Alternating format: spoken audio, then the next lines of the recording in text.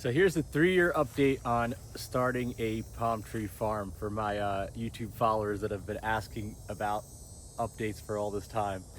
So I'm standing more or less in the same spot where I was in the other video, and this original field of coconut palms has gotten pretty big. A lot has changed, pretty much transformed the whole property over the past 3 years. Transformed myself too. I look completely different. But now I'm growing about 100 varieties of palms, and also got a whole bunch of different tropical fruit trees.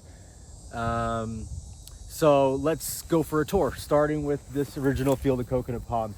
So some of the largest ones in here are, maybe 12, 15 feet tall already. These are some of the original ones that have been doing really, really well. A couple that were replaced, but this whole first row over here I added later on, and as well as the last row over there. But these two coconuts here are the red spicata dwarf ones, and they have the most orange color in the stems, the prettiest coconut variety if you ask me. Then these other ones are just golden Malayan ones. But this coconut was planted only 6 months ago, and it's almost the size. Oh, it wasn't that small of a seedling though, but it was planted only 6 months ago, and it's almost the same size as the ones I've been growing for 3 years.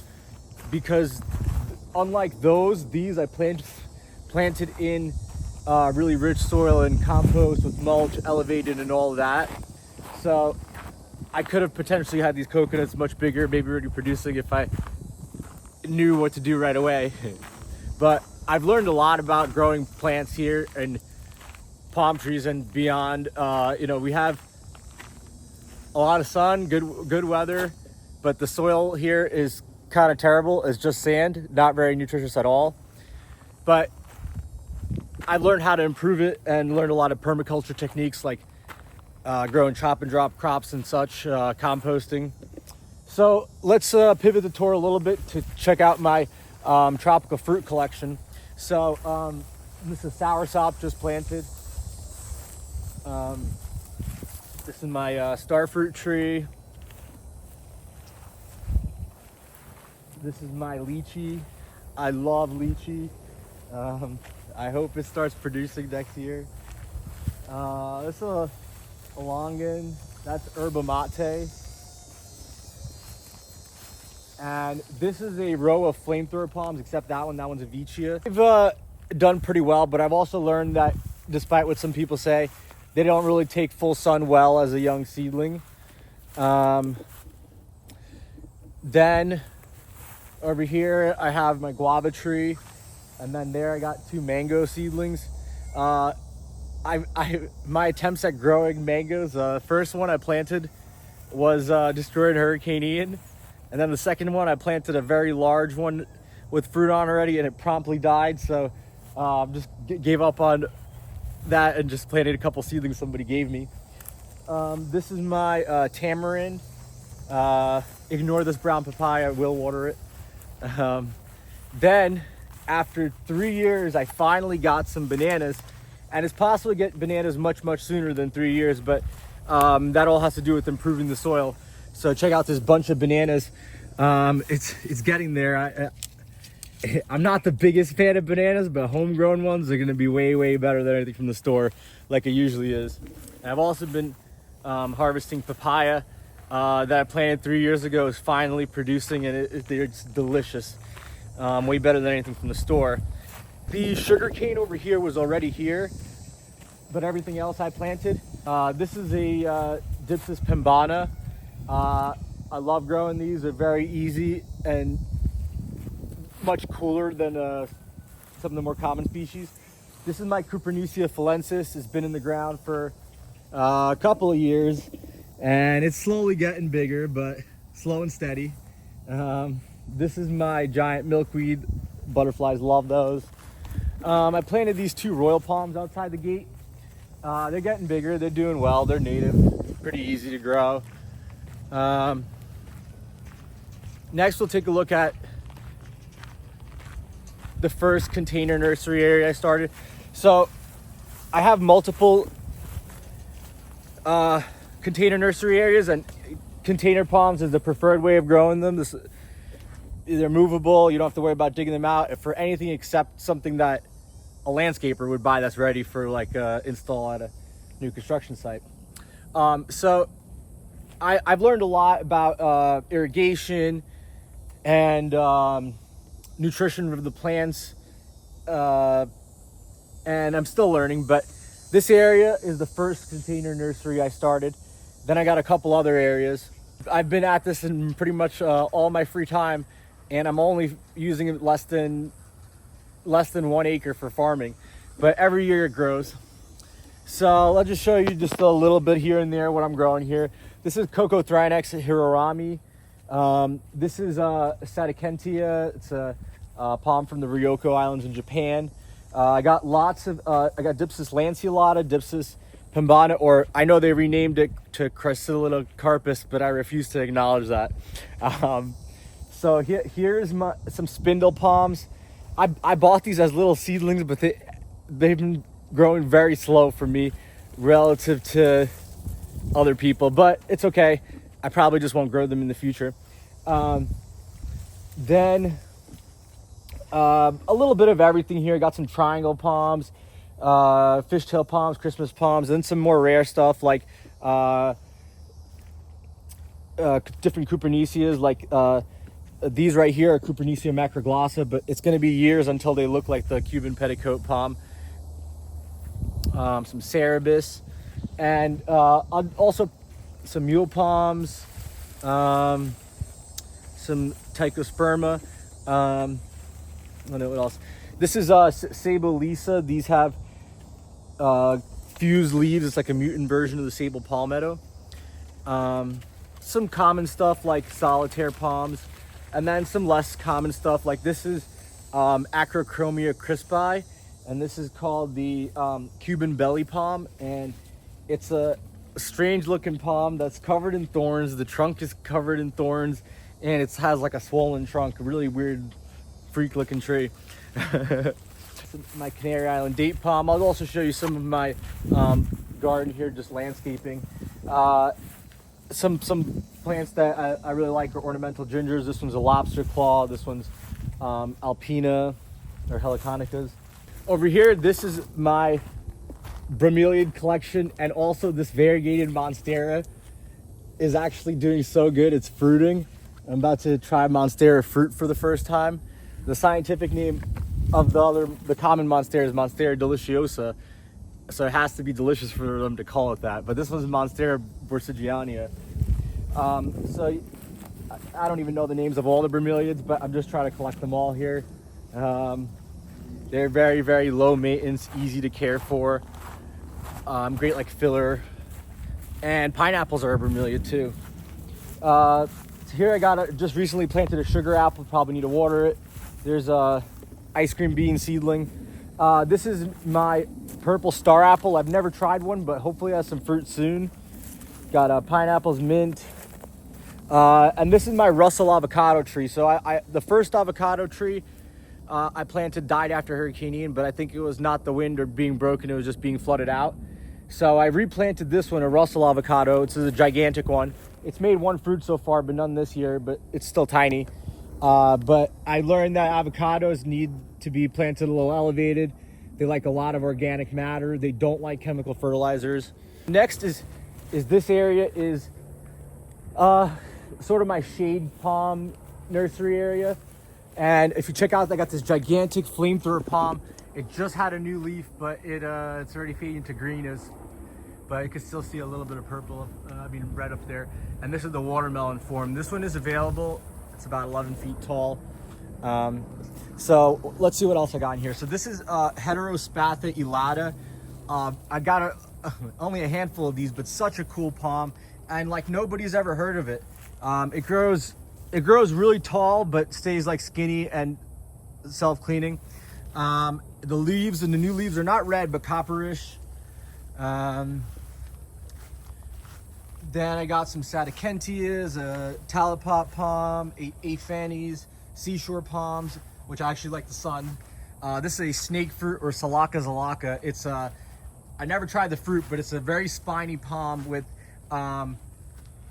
fruit that's covered in like a snake skin. Some miscellaneous odds and ends here. Plenty of flamethrower palms. This is some Chamaedorea metallica and Chamaedorea metallica hybrid. Some acai palms. This is a little just part of my landscaping. That's the papaya tree that's producing from. Check out this. This is coffee. It's actually been very easy to grow here, just in the anywhere in the shade and rich soil. I think I'd have to plant. I think I'd have to plant a whole bunch of it to actually get enough for coffee bean. Check out this is a pineapple. That one took a long time to fruit. This is a Cantilla palm I grew from seed. Then this is one of my dwarf beetle nut palms, a really cool palm. Let's keep the tour rolling. This is a lemon bay rum tree. I love these. They smell amazing. They smell like more lemony than like lemon pledge or real lemons. In this area we have just a really nice jungle it turned out to be. But there's a mix of some papayas, and check out this monstera, also has fruit on it. Passion fruit over there. So this is another container nursery area. So there's not that many rare palm enthusiasts, but there's a ton of people who are looking for coconut palms, and that's actually been one of the best sellers. And especially the golden ones, is hard to even grow enough of them. And coconuts have been fairly easy to grow for me, but people in like Homestead in Miami get them to grow faster.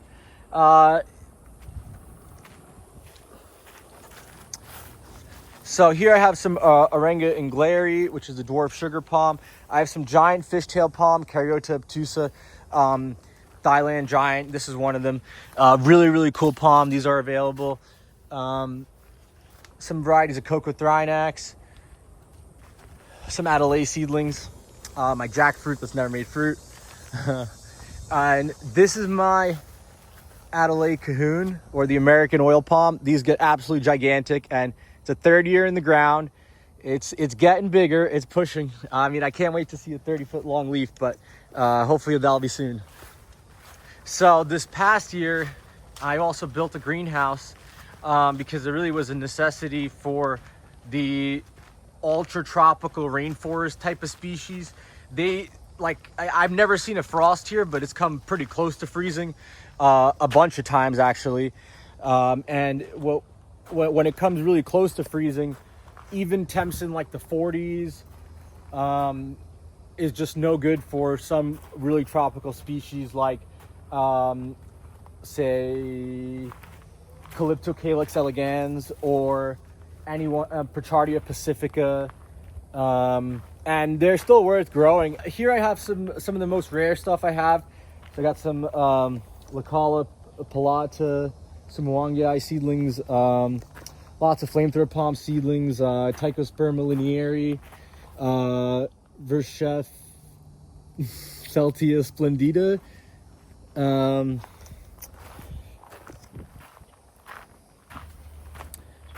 Here's some Arenga pinnata, the sugar palm, some beetle nut palms, Prochardia thurstonii. I found Prochardia thurstonii is just a little bit cold hardier than Prochardia pacifica, and it looks cooler anyway, so I prefer to grow that one. More giant fishtail palms, some Adelaide cahoon seedlings, some teddy bear palms that need to be trimmed up. I am trying to grow a lot of native palms and try to grow more native plants in general. So I found Thrinax radiata, the thatch palm, is pretty easy to grow, but slow, very slow. But this is all native Thrinax radiata. Let's see, I got some exotic stuff here. This is an Aphanes minima.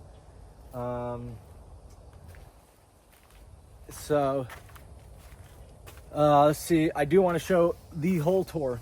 Oh, so for the summertime, the greenhouse gets, I take off the plastic, and I put up this shade cloth. The shade cloth helps keep the temperatures down, because even in the wintertime here in Florida, the cooling the greenhouse is just as much of a challenge as heating the greenhouse.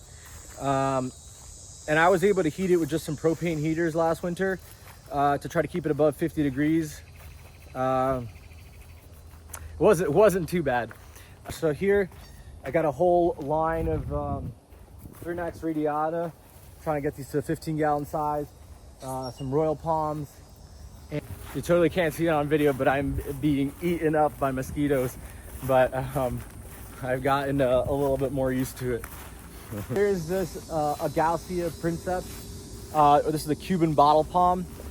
This is my Talipot palm. Also 3 years in. It's getting bigger. It's taller than me now, but I'm waiting for that 30-foot long leaf coming up soon. This is my Vanitra criniata, or the old lady palm. And this palm, like, I've only ever seen one other time. Okay, maybe two, but like nobody's has it but here's what's cool about it. One, it's got a furry trunk just like the old man palm I have over here. Two, it has new red-ish leaves. They're more red than Heterospatulata, but not quite Chambronia macrocarpa red. Then, like, everybody asked me, I need a small palm. I don't have the space. Everybody has a tiny yard. So this is a palm that will, well, I mean, it could get to like 15 feet tall, but it's going to take a lifetime. It does require good soil. I think it benefits from a little bit of shade, but other than that, this is one, you know, everybody should plant. Old man palm, this is really cool. Out of the hundreds of species of Cocothrynax, that's the one of the cooler ones, because a lot of them are pretty similar. This is just a regular old majesty palm, Ravena rivalrus, but it was one of the first palms I planted, and it's grown huge. Really likes the edge of the pond here. The pond's looking better than ever, and we finally got the rain to fill it up, but maybe too much rain at once. I couldn't wait for my coconut palms to get big enough to put a hammock between the two of them, so I got some bigger ones. This over here is my Carifa Utan, and this one's similar to the Talipot palm, but a little bit different leaves, a little bit smaller. This is an area that I just set up. So they got the Thailand black banana, Bismarckia, some screw pines. Then let's see what we got over here. This is birds of paradise, loquat. That's a Brazilian cloak. Can't wait for that one to bloom.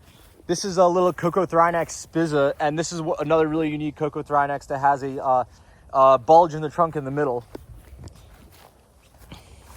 This little Prochardia pacifica here, it was unprotected all winter and didn't die, but the dark spots on the old leaves are from the winter damage.